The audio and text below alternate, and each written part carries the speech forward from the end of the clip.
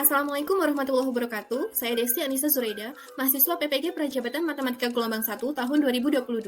Kali ini saya akan memaparkan program pembelajaran yang sudah dilaksanakan saat PPL 1 di sekolah. Sebelumnya, kita telah belajar tentang teori belajar, khususnya pada aspek kognitivisme.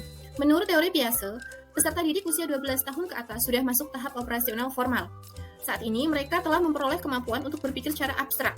Kemudian, menurut teori Brunner, maka bahwa belajar itu meliputi 3 proses kognitif, yaitu memperoleh informasi baru, transformasi pengetahuan, dan menguji relevansi serta ketepatan pengetahuan.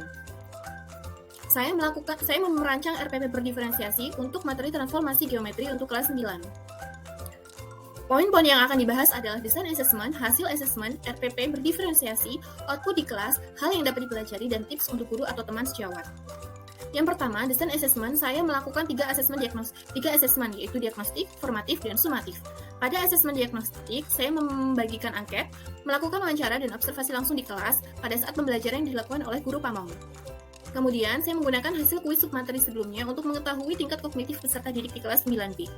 Kemudian, pada asesmen formatif, saya memberikan lembar observasi keaktifan, kemudian LKPD kelompok, dan kartu soal kompetisi. Asesmen yang terakhir yaitu sumatif, saya memberikan soal kuis individu. Berdasarkan hasil asesmen diagnostik, diketahui bahwa minat dan motivasi peserta didik 9B tergolong sedang. Dan berdasarkan observasi langsung dapat diketahui bahwa guru pamong, yaitu Bapak Eko, terbiasa menggunakan metode pembelajaran secara konvensional, yaitu dengan metode ceramah dan belum memanfaatkan teknologi terbarukan untuk media pembelajarannya. Dan berdasarkan hasil kuis individu, pada submateri sebelumnya diketahui bahwa tingkat kognitif peserta didik tergolong beragam, yaitu tinggi, sedang, dan rendah. Setelah itu, saya melakukan bimbingan dengan guru pamong, kemudian merancang media pembelajaran berbantuan aplikasi GeoGebra. Setelah itu, saya membuat RPP berdiferensiasi dengan model TGT, yaitu Teams, Games, and Tournament.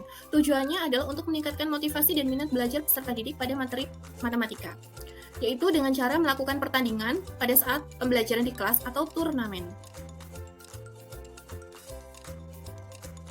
Ini RPP yang sudah saya rancang.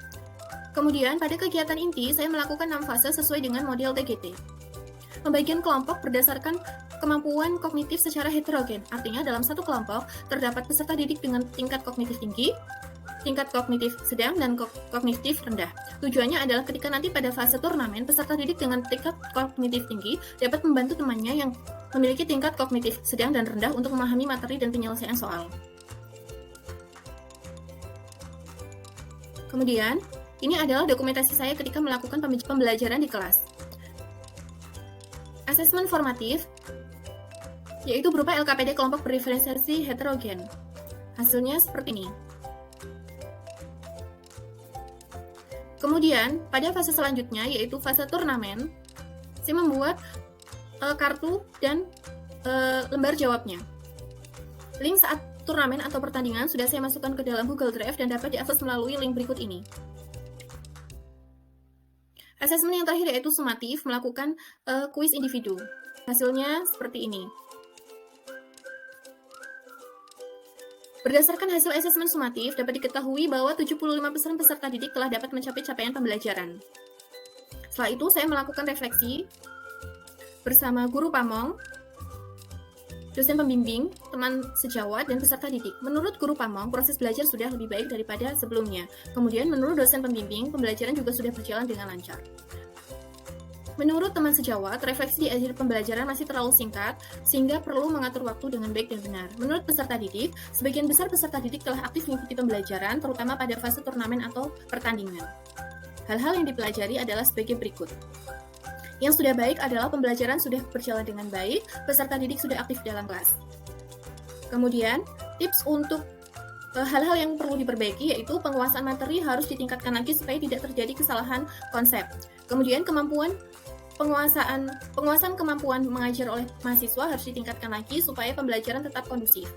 Kemudian kemampuan pembuatan dan perancangan media pembelajaran harus ditingkatkan lagi. Tips untuk guru dan teman sejawat. Pertama, lakukan asesmen diagnostik, kemudian pilih model pembelajaran yang interaktif, misalnya dengan pertandingan atau TGT. Kemudian yang ketiga, pilih metode pembelajaran dapat menggunakan campuran konvensional dan modern. Dan yang terakhir, selalu pantau pemahaman peserta didik selama pembelajaran di kelas. Terima kasih. Wassalamualaikum warahmatullahi wabarakatuh.